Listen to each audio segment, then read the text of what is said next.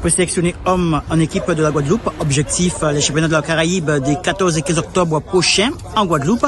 Nous sommes au Vélodrome de Gourdeliane, Vélodrome Amédée de Trop pour une séance d'évaluation pour les présélectionnés hommes. Alors, concernant justement les présélectionnés, on a Benjamin Loni de l'USL, Jeune Mévin du CSCA Propreté 2000, Adrien Hussel de l'équipe de Goyave, Caio du CSCA Propreté 2000, Anissa École de l'USL, Jérémy Delemo de l'ICA et Mathieu Pellegrin du CSCA Propreté 2000. Ce sont ceux qui sont actuellement sur ce Vélodrome de Gourdeliane. On rappelle les autres présélectionnés. Le Éclat Violette, le Don Raphaël et Damien Hussel. Donc, les trois sont absents. Bon, on espère les retrouver une prochaine fois. Mais en tout cas, on assiste à ces évaluations, cette séance d'évaluation pour justement les présélectionnés qui participeront au prochain championnat de la Caraïbe qui auront lieu très bientôt à la mi-octobre. Voilà, concernant évidemment donc cette séance avec Dominique Donat qui discute, parle avec ces garçons, avec ces présélectionnés pour ces prochains championnats de la Caraïbe. Ça rigole, ça n'empêche pas de rigoler, mais sachez que vous avez fait un effort qui est assez quand même intense. Alors l'échauffement doit aussi être à l'intensité de ce que nous allons produire. Là, on n'est pas à l'école de vélo, je répète certaines choses, mais il y a des choses que quand même, là vous êtes censés savoir. Vous êtes des grands garçons, et si vous n'arrivez pas à faire, moi je m'impose. Tu veux passer en premier, il n'y a pas de souci. D'accord.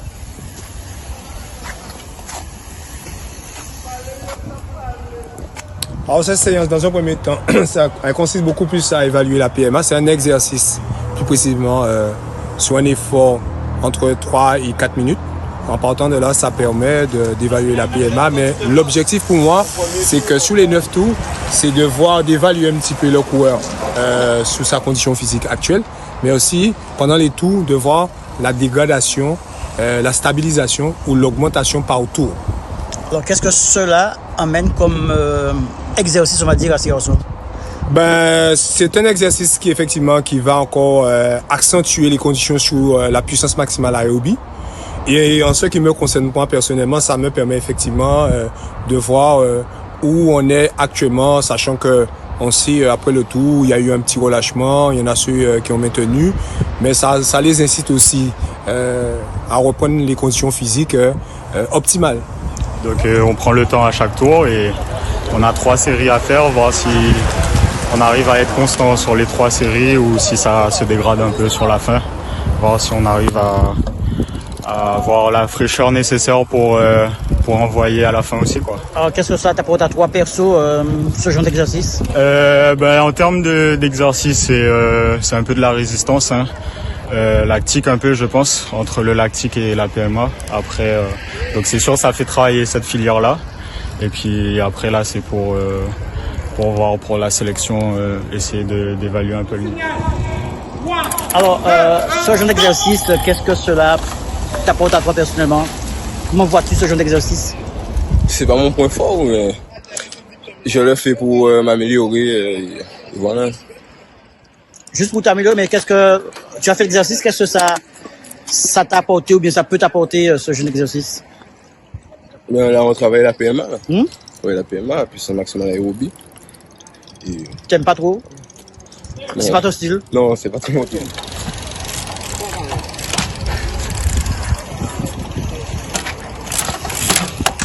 Voilà, on voit que tu es vétéran. Dis-nous, qu'est-ce que cela t'apporte, ce genre d'exercice, ce soit de PMA?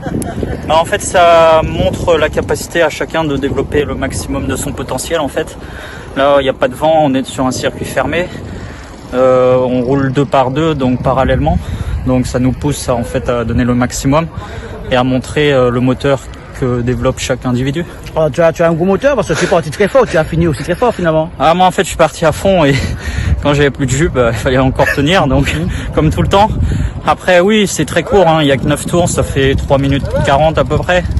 Donc c'est intensif, c'est pour nous faire travailler en groupe si jamais on arrive en sprint ou que comme il nous disait, si quelqu'un crève et qu'il faut le ramener dans le peloton.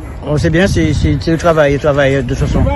Là on a fait la première série, il en reste 2, donc on va voir ceux qui sont réguliers et ceux qui justement sont pas réguliers et qui sont enfin qui sont en baisse. Voilà, mais tu as été très fort le premier coup. Ça, tu vas peut-être baisser le prochain coup. On verra. Ouais, je vais peut-être faire un deuxième tour tranquille, comme ça le dernier je me mets à fond. Ouais, je verrai.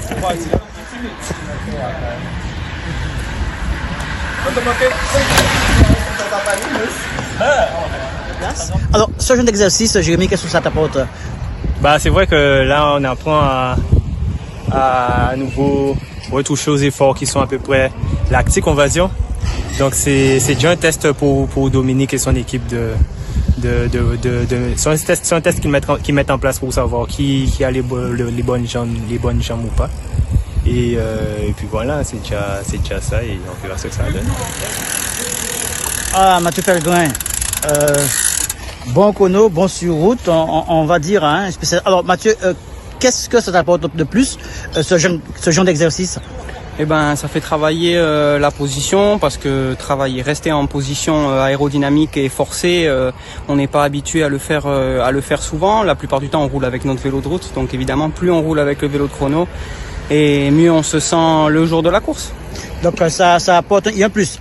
Avec ça, c'est exercice PMA, ça, il y a un plus. Oui, bien sûr. Bah, déjà travailler la position et puis tout simplement forcer. Même les mecs qui vont pas faire, qui aiment pas le chrono, qui feront pas le chrono aux Caraïbes, c'est toujours bien de venir sur le vélodrome et se faire mal aux jambes face au chronomètre, que ça soit en vélo de route ou en vélo de chrono, ça c'est sûr.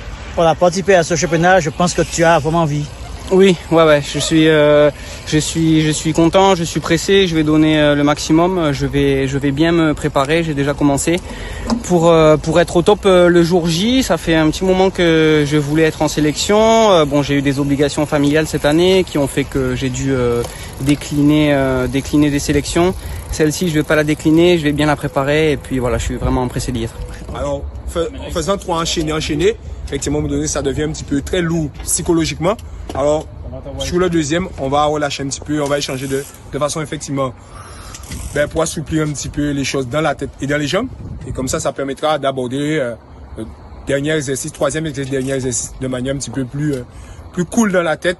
Et ça va produire aussi un petit peu plus aussi. Sachant que je suis conscient, hein, après 2, quand même, ça commence à toxiner, acide lactique, et ça commence à devenir un petit peu lourd au niveau des jambes et au niveau de la tête.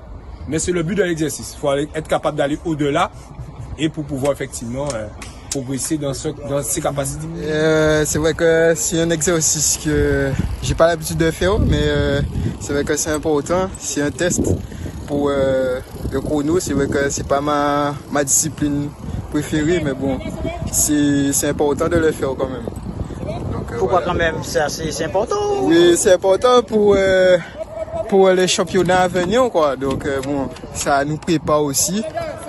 Bon, c'est vrai que bon, il y aura ceux qui sont spécialistes qui auront leur mot à dire, quoi. Mais bon, moi, je suis sûr que je pense pas que je serai parmi ceux-là. Donc bon, après, c'est bon à prendre quand même. Et pourquoi pas parmi les non? Ouais, pourquoi pas. Après, bon, c'est pas ma discipline de préférée. Donc bon, si j'essaie d'être au moins comment dire ça, genre j'essaie au moins d'être normal, quoi. D'être présent, voilà. Oui. Et puis bon, j'espère quand même être dans l'équipe pour la course en ligne. Jeanne, Oui. qu'est-ce que cela t'apporte ce genre d'exercice finalement? Ben, ça permet de se rassurer un peu sur la condition physique, hein. Généralement, c'est des tests pour voir comment le corps réagit, si on est en bonne condition ou pas. Donc voilà, hein. Et puis ça fait remettre le moteur en axe pour les échéances suivantes. Et je pense que c'est une bonne préparation même pour la course du week-end. Un petit déblocage. Même si bon, il y aura que ça, on va demander tout à l'heure est-ce qu'il y aura qu'un passage ou plusieurs passages? Normalement, on a 3 fois 3 fois ce même exercice. 3 fois ce même exercice. Donc voilà, après ça, généralement quand on arrive sur la dernière série, ça pique encore plus, mais bon. C'est de bons exercices et puis voilà, on prend du plaisir, on est entre amis et puis voilà, la préparation continue.